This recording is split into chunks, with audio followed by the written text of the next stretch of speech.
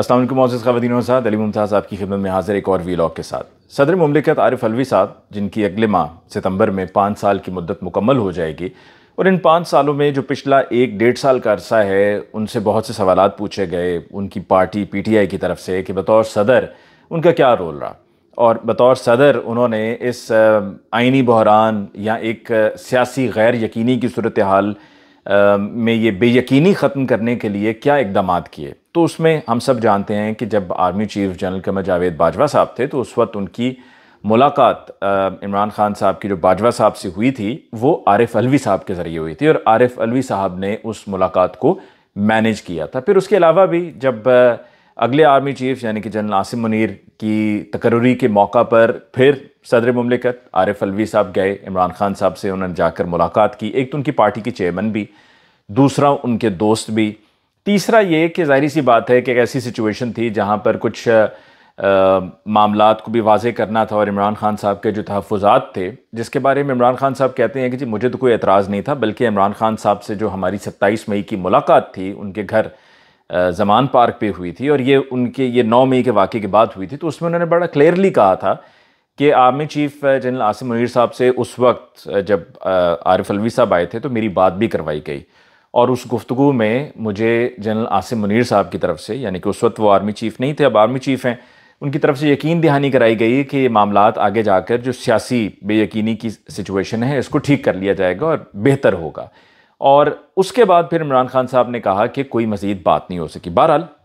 अब जो current situation है, इसमें ऑफिशियल सीक्रेट एक्ट तरमीमी बिल और आर्मी एक्ट तरमीमी बिल जो था, ये सदर मुमलिकत को भेजा गया। ये उस पार्लियामेंट की तरफ से भेजा गया कि जहाँ पर आज़म नज़ीर तारड़ साहब उस वक्त के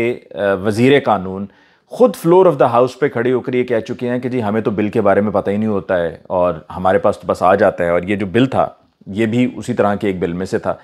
तो उन्होंने अपने इस लाइल्मी का इजहार किया कि हमारे पास तो बस पहुंच जाया करता है, शहबाज शरीफ साहब प्राइम मिनिस्टर साहब को भी नहीं पता होता। मखसूस सिर्फ इस बिल की बात नहीं, उन्होंने ओवरऑल बात की कि जी शहबाज शरीफ साहब को भी पहले नहीं पता था, या पता होता उनको भी ऐन जाकर मौके पर पता चलता रहा। और यही वजह थी कि मैंने अब से कुछ दिन पहले जो अपना एक वीलॉग था उसमें आपको बताया था कि अनवारुल हक काकड़ साहब जो प्राइम मिनिस्टर नॉमिनेट हुए हैं, और फिर उनकी नॉमिनेशन आगे गई है सदर साहब को, तो ये भी शहबाज शरीफ साहब को पहले से मालूम नहीं था। ये बात बिल्कुल ठीक कही आज़म नज़ीर तारड़ साहब ने कि ये जो रबर स्टैम्प पार्लियामेंट थी, इसमें किसी को कुछ नहीं पता होता था, और जो हमारे फेडरल लॉ मिनिस्टर थे आज़म नज़ीर तारड़, उनको भी कुछ नहीं पता होता था। तो यहाँ पर भी अनवारुल हक काकड़ की भी तकर्री में नॉमिनेशन में शहबाज शरीफ साहब को, प्राइम मिनिस्टर साहब को नहीं पता था। बस उनको उसी दिन सुबह पता चला कि अनवारुल हक काकड़ साहब वो नाम है कि जिस पर राजा रियाज साहब भी आ रहे हैं, और आराम से इत्मीनान से आप तसल्ली से उस पर दस्तखत कर दीजिए। तो ये जो ऑफिशियल सीक्रेट एक्ट तरमीमी बिल था और जो आर्मी एक्ट तरमीमी बिल है, इस पर आरिफ अलवी साहब, सदर साहब की ट्वीट आई। उन्होंने कहा कि जी मैं खुदा को गवाह बनाकर कहता हूँ कि मुझे तो इसके बारे में इल्म ही नहीं है, मैंने तो इस पर दस्तखत ही नहीं किए हैं, और जो मेरे साथ मेरा अमला है उनको मैंने कहा था इसको वापस भिजवा दें, और उनकी तरफ से कहा गया कि वापस भिजवा दिया गया है, लेकिन उन्होंने नहीं भिजवाया। फिर मज़ीद जो तफसील सामने आई, उस तफसील में ये पता चला कि सदर मुमलिकत आरिफ अलवी साहब ने जब ये टीवी पर ख़बर चलते हुए देखी, क्योंकि ये कहा जा रहा है कि जी ये उनको जाकर बड़ी जल्दी एहसास हुआ कि ये तो वापस गया ही नहीं है। मतलब उस तारीख को, जो 10 दिन का टाइम पीरियड था, जो 10 दिन होते हैं सदर साहब के पास पहले स्पेल में, कि जिसमें वो उस पर इख्तलाफी नोट के साथ अपने दस्तखत करके वापस भिजवा सकते हैं, या अपने दस्तखत करके वापस भिजवा दें, या वैसे वापस भिजवा दें। तो उस पर सदर साहब को पता था कि ये 10 रोज़ का टाइम पीरियड था। वो 10 रोज़ का टाइम पीरियड गुजर चुका, और गुजर जाने के बाद 2 दिन गुजर जाने के बाद आराम से फिर वो बैठे रहे, और एकदम उन्होंने ट्वीट कर दी। और ये तब ट्वीट की कि जब असद उमर साहब को गिरफ्तार किया गया साइफर केस में, तो ये उस वक्त उनको याद आया कि जी मुझे ट्वीट करनी है, या अपनी राय सामने लेकर आनी है कि जी मुझे तो पता ही नहीं था, इससे पहले उनको पता ही नहीं था। तो ये भी बात सामने आई है कि आरिफ अलवी साहब ने ये खबर जब चली, और जब वो 10 दिन का टाइम पीरियड पूरा हुआ, तो अपने अमले से पूछा कि टीवी पे क्या चल रहा है। तो उनकी तरफ से कहा गया जी टीवी पे आपको पता ही है, बस ऐसे चला दिया करते हैं, इसमें कोई सच्चाई नहीं है। फिर उन्होंने मज़ीद उस पर प्रोब किया। जब उन्होंने प्रोब किया और उनको पता चला कि ये तो वापस भेजा ही नहीं गया, तो फिर आरिफ अलवी साहब ने इसको ट्वीट कर दिया। अब लोगों का ये कहना है कि जी देखें, अगर वो वापस भेजना होता है, कुछ आईनी माहिरीन कह रहे हैं कि जी भेजना है, कुछ कह रहे हैं कि नहीं भेजना। अब ये तो खैर अदालत में मामला जाएगा, सुप्रीम कोर्ट में जाएगा। अब ये मामला कंट्रोवर्शियल हो चुका है, और इतना ये अहम बिल है कि इसके ऊपर कोई किसी किस्म का इबहम नहीं होना चाहिए, क्लैरिटी होनी चाहिए। तो अब ये मामला सुप्रीम कोर्ट तय करेगा, लेकिन कुछ आईनी माहिरीन ये कहते हैं कि जी दस्तखत करके आपने इख्तलाफी नोट साथ में देना होता है, और इख्तलाफी नोट और दस्तखत आप वापस भिजवा देते हैं 10 रोज़ के अंदर। और अगर आप भेजते हैं वापस और फिर वही एज इट इज़ वापस आ जाता है, नजरसानी के बाद भी वही चीज़ आ जाती है और आप उस पर दस्तखत नहीं भी करते, तो वो एक्ट बन जाता है। ये वो तरीक़ाकार है। दूसरी एक राय ये है कि सदर साहब के लिए ज़रूरी नहीं है कि वो इख्तलाफी नोट लिखें, और सदर साहब के लिए ज़रूरी नहीं है कि वो इख्तलाफी नोट भी लिखें और दस्तखत भी करें। अगर वो इख्तलाफी नोट नहीं भी लिखते और दस्तखत नहीं भी करते और कहते हैं वापस भेज दो, तो वो अंडरस्टूड है कि इसमें उनकी रजामंदी शामिल नहीं है, उन्होंने असेंट नहीं दिया है, क्योंकि ये असेंट के लिए भेजा जाता है। तो और ये बात समझ में भी आती है कि अगर किसी ने दस्तखत नहीं किए, इख्तलाफी नोट नहीं लिखा और दस्तखत भी नहीं हुए, तो फिर कैसे ये मान लिया जाए कि उसमें उनकी असेंट शामिल है? क्योंकि जब एक्ट भी बनना है तो तब भी दस्तखत तो होना है, ठीक है। और ये पहले पीरियड में दस्तखत होना लाजमी है। ये जो दूसरा स्पेल होता है, उस दूसरे स्पेल में ये होता है कि अगर वो दस्तखत ना भी करें उस मुकर्ररा टाइम फ्रेम में, तो वो मंजूर हो जाता है, यानी कि वो एक्ट बन जाता है। लेकिन जो पहला वाला टाइम पीरियड है, इसके अंदर दस्तखत होना ज़रूरी है, ठीक है, कि तब वो एक्ट बनेगा, वरना यही कंसिडर होगा कि जी वो फंस गया है। उस पर जो उनके सेक्रेटरी हैं टू प्रेसिडेंट ऑफिस वकार साहब, उनकी खिदमात वापस इस्टेब्लिशमेंट डिवीज़न भेज दी गई हैं सदर साहब की तरफ से। कुछ लोग ये कह रहे थे कि जी सदर साहब अभी तक खामोश बैठे हुए हैं, उसके ऊपर क्यों नहीं कोई बातचीत कर रहे। तो सदर साहब ने वो वापस उनको भेज दिया इस्टेब्लिशमेंट डिवीज़न, और उस पर उनका भी एक ख़त सामने आया है। उन्होंने कहा जी मुझे भी अगर अदालत में बुला लिया जाए तो मैं वहाँ पर भी ये तमाम हक़ाइक़, उन्होंने डायरी नंबर वगैरह भी उस ख़त में लिखा है कि जी मेरे बारे में ये तासुर बिल्ड किया जा रहा है कि शायद मैं अपना काम ठीक से नहीं कर रहा था और ये मेरी तरफ से कोई साजिश हुई है। तो ऐसा नहीं है। उन्होंने कहा जी ये फ़लाँ डायरी नंबर है कि फ़लाँ हमें ये बिल मौसूल हुआ फ़लाँ तारीख को और फ़लाँ तारीख को आगे दिया गया, फिर जो दूसरा बिल था वो फ़लाँ तारीख को आया, ऑफिस आवर्स के बाद आया, तो फिर अगले रोज़ वो दिया गया। जो पहले वाला बिल था उसकी जो डेडलाइन कट ऑफ डेट थी वो ये बनती थी, दूसरे वाले की उन्होंने 17 या 18 लिखी, 17 लिखी उन्होंने कि 17 अगस्त दूसरे वाले की कट ऑफ डेट थी कि जिसके अंदर उस पर जवाब वापस जाना था। तो उन्होंने कहा जी मैंने अपना काम पूरा किया, मेरी तरफ से कोई लापरवाही नहीं हुई है, कोई कोताही नहीं हुई है, और ये तासुर जो दिया जा रहा है वो गलत दिया जा रहा है। उनका कहना है वकार अहमद साहब का कि जी अभी भी ये बिल सदर साहब के ऑफिस में ही मौजूद है, और उसके ऊपर अगर दस्तखत नहीं भी हुए हैं तो it is still with the president office. लेकिन उसमें एक और राय ये भी सामने आई है कि अगर वो बिल प्रेसिडेंट ऑफिस में मौजूद है तो फिर प्रेसिडेंट ऑफिस में ही कुछ लोग ऐसे हैं जो उधर वकार साहब और इधर सदर साहब, इन दोनों के दरमियान है और वो खेल रहे हैं, और उधर से वो सदर साहब के पास पड़ा हुआ है और वो सदर साहब को बता नहीं रहे और इधर वकार साहब को नहीं बता रहे। लेकिन वकार साहब being the secretary of the president office, उन्होंने इंक्वायर तो करना था ना कि भाई जैसे कि मैंने आपसे कहा है कि पहले ये 10 दिनों में, और उनको पता था कि वो वहाँ पर पड़ा हुआ है, ठीक है, he is been aware of it, अभी भी उनको मालूम है कि कहाँ पर पड़ा हुआ है, एग्जैक्टली कहाँ पर पड़ा हुआ है।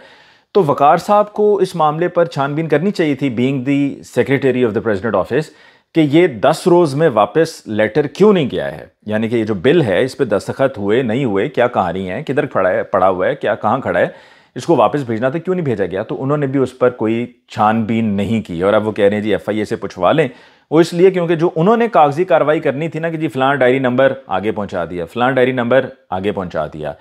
वो वहाँ पर उन्होंने करके अपने आप को बिल्कुल बीच में से क्लियर कर दिया। सियाने आदमी है, 22 ग्रेड के अफसर हैं, को मजाक तो नहीं है ना, इस तरह की सारी चीज़ों को और कागजी कार्रवाई को तो बड़ी अच्छी तरह से समझते हैं, और कागज़ों में एक ऐसी चीज़ को घुमा देना है और उसके ऊपर पर्दा डाल देना, ये उनसे बेहतर कौन जान सकता है। 22 साल सारी सर्विस उनकी तकरीबन गुजर गई है इसी तरह से ब्यूरोक्रेसी में। तो दूसरी तरफ सदर साहब हैं कि सदर साहब को लगा कि जी तो वापस भेज दिया हुआ है। अब इसमें जैसे कि मैंने कहा है, ये तो मामला जाकर तय होगा in the supreme court of Pakistan, और बाकी ये कि जो लोग सदर साहब से इस्तीफ़े का मुतालबा कर रहे हैं उनको तो उन लोगों से भी इस्तीफ़े का मुतालबा करना चाहिए था, जिस तरह के शहबाज शरीफ साहब को या तमाम उनके वज़रा को, उनकी कैबिनेट को, कि जिनका आज़म नज़ीर तारर ये कह चुके हैं on the floor of the house कि जी हमें भी कई मरतबा बिल के बारे में नहीं पता होता कि बिल क्या है, ठीक है, तो उनको भी इस्तीफ़ा दे देना चाहिए था। और आप आइन की और कानून की क्या बात करते हैं कि जी अपनी आइनी जिम्मेदारी सदर साहब पूरी नहीं कर पा रहे हैं, कि जब सदर साहब ने कहा कि फ़लाँ तारीख को इलेक्शंस होने चाहिए, तारीख दी, उस पर इलेक्शन कमीशन ने बीच में रुकावट खड़ी कर दी। फिर आप आईनी जिम्मेदारियों की क्या बात करते हैं कि जब आइन क्लियरली ये कहता है कि 90 रोज के अंदर इलेक्शंस होने हैं, नॉट मोर देन 90 डेज, तो उस वक्त आप कहाँ थे कि जब आपने कह दिया सिक्योरिटी का भी इशू है, पैसों का भी इशू है, सब बहाने, सब आपकी तरफ से टाल मटोल के तरीके थे, सिर्फ आप चाह रहे थे कि पीटीआई को क्रश किया जाए और पीटीआई की मकबूलियत आपसे देखी नहीं जा रही थी। और फिर आपने उस वक्त की पीडीएम की गवर्नमेंट ने ये 9 मई का सारा मामला, ये सारा प्लान तैयार किया, तो उस वक्त आप सब आइन को भूल बैठे थे, उस वक्त आपको आइन नज़र नहीं आ रहा था। और जिस तरह से लोगों को जबरी उनकी गुमशुदगियाँ हुई हैं, सहाफ़ियों की जबरी गुमशुदगियाँ हुई हैं, जिस तरीके से शहरियार आफरीदी साहब को, रबी शंदाना गुलजार को भी आपने एमपीओ के तहत अंदर बंद रखा, और फिर कैसा डीसी है आदमी। और मैं तो कहता हूँ इस तरह के लोगों को जो है वो निकाल बाहर करना चाहिए सिस्टम से, क्योंकि सिस्टम के लिए ये धब्बा है, काला धब्बा है ये, कि आपको पता ही नहीं है। और आप कहते हैं जी वो 3 एमपीओ के तहत हमने उनको बंद किया हुआ था, शहरियार अफरीदी साहब को। वो तो वहाँ पर अदालत में जज साहब ने कहा कि भाई आपने एमपीओ के तहत तो आपने उनको बंद कर दिया हुआ है, तो ये बताएं वहाँ पर बैठ के वो कौन सी साजिश कर रहे हैं, कौन सा लोगों को वर्गला रहे हैं कि आप कह रहे थे कि जो एमपीओ के तहत उनको बंद किया हुआ था। सब ड्रामेबाजियाँ हैं। आप देखिए कि कितनी कुर्बानियाँ हैं उन लोगों की तरफ से कि जो पहले बड़े अंडररेटेड थे, और जो सबसे ज़्यादा अंडररेटेड थे ना, उनमें वही लोग सामने खुलकर आए हैं और इमरान खान साहब के वफादार के तौर पे सामने आए हैं। उनको तो जितना सलाम पेश किया जाए कम है, क्योंकि एज अ पॉलिटिकल वर्कर भी हर पार्टी को चाहिए कि जो पॉलिटिकल वर्कर किसी पार्टी का अच्छा पॉलिटिकल वर्कर होता है उसको सराहना चाहिए, क्योंकि अच्छे लोगों की बड़ी कमी है। उमर सरफराज चीमा साहब पहले रोज़ से इमरान खान साहब के साथ थे, उस वक्त भी उनके साथ शामिल थे, और उनके बिल्कुल बाजू के तौर पे उनके साथ रहे हैं, शाना बशाना उनके चलते रहे हैं कि जब उनकी पार्टी में कोई भी नहीं था, जब बिल्कुल कहा जाता था कि टांगा पार्टी है, उस वक्त से उमर सरफराज चीमा साहब साथ थे। फिर उमर सरफराज चीमा साहब को साइडलाइन कर दिया गया। 2013 के इंतखाबात में उमर सरफराज चीमा साहब को टिकट नहीं दी गई। फिर उसके बाद आगे इलेक्शन 2018 के हुए, तब उमर सरफराज चीमा साहब को कोई टिकट नहीं दी गई। 2018 में आपकी गवर्नमेंट कायम हो गई, 3 साल आपकी हुकूमत को गुजर गए, 3.25 साल आपकी हुकूमत को गुजर गए, उमर सरफराज चीमा साहब को कोई ओहदा नहीं दिया गया। उमर सरफराज चीमा साहब को ना गवर्नर बनाया गया, ना एडवाइज़र बनाया गया, ना कुछ भी नहीं दिया गया।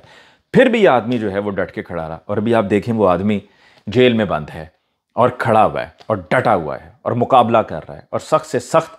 मुश्किल तरीन हालात का वो डट के मुकाबला कर रहा है। तो ऐसे लोगों को अप्रिशिएट करना चाहिए और ऐसे लोगों की कदर करनी चाहिए। और जहाँ पर मैं उमर सरफराज चीमा साहब की बात कर रहा हूँ, वहाँ पर मतलब ये मेरा कहने का हरगिज़ नहीं है कि मैं मियाँ महमूद रशीद, एजाज चौधरी, यास्मीन राशिद साहिबा, इसके अलावा आलिया हमज़ा और सनम जावेद ख़ान, तैयबा राजा, इन तमाम लोगों को ना अप्रिशिएट किया जाए। और ये जो 2 लड़कियाँ हैं ना, तैयबा राजा और सनम जावेद, इनकी तो मैं कहता हूँ इन्होंने दुनिया में मिसाल कायम कर दी है, क्योंकि ये दोनों लड़कियाँ पीटीआई के कोई बाकायदा मेंबर नहीं है कि जिस पे कहा जाए, क्योंकि इनको कहा जाता रहा है ना, मेरी जब इनसे मुलाकात हुई थी तो उनसे इन्होंने बताया कि हमें कहा जाता रहा कि जी पार्टी छोड़ो, तो हमने आगे से ये कहा, और ये सनम जावेद का ये कहना था कि हमने आगे से जवाब ये दिया, सनम जावेद ने प्रिसाइसली अपना बताया कि मैंने जवाब दिया कि देखें पार्टी तो मैं तब छोड़ूँ जब मैंने पार्टी ज्वाइन की हो, मैंने तो पार्टी नहीं ज्वाइन की, तो मैंने पार्टी छोड़नी क्या है। तो इनको भी, इनके हौसले को भी दाद देनी होगी। दूसरी तरफ इमरान खान साहब को लेकर एडिशनल सेशन जज जो हैं अटक के, मैं उनकी तहरीर आपको पढ़कर सुना देता हूं कि उनकी तहरीर में जो उन्होंने रिपोर्ट जमा कराई है एडिशनल सेशन जज साहब ने, उसके अंदर उन्होंने ये वाज़े बताया है कि इमरान खान साहब को जो the facilities were prime minister of Pakistan, former prime minister of Pakistan Imran Khan Sahab was confined, was also visited, who expressed grave concern क्योंकि वहाँ पर CCTV कैमरा है installed in front of prison bars just at the distance of 5 to 6 feet covering upon the bathroom cum latrine, having small L-shaped walls about 2.5 to 3 feet high, leaving no privacy while defecating and bathing। और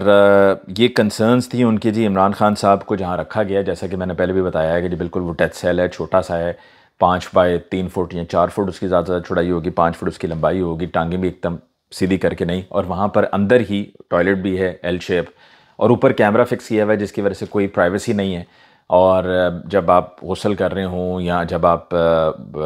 washroom का इस्तेमाल, latrine का इस्तेमाल कर रहे हों, toilet का कर रहे हों, तो उस वक्त भी कोई प्राइवेसी नहीं है, बिल्कुल ऊपर कैमरा लगाया हुआ है ताकि जो है वो उनकी हर मूवमेंट को देखा जाए और रिकॉर्ड किया जाए।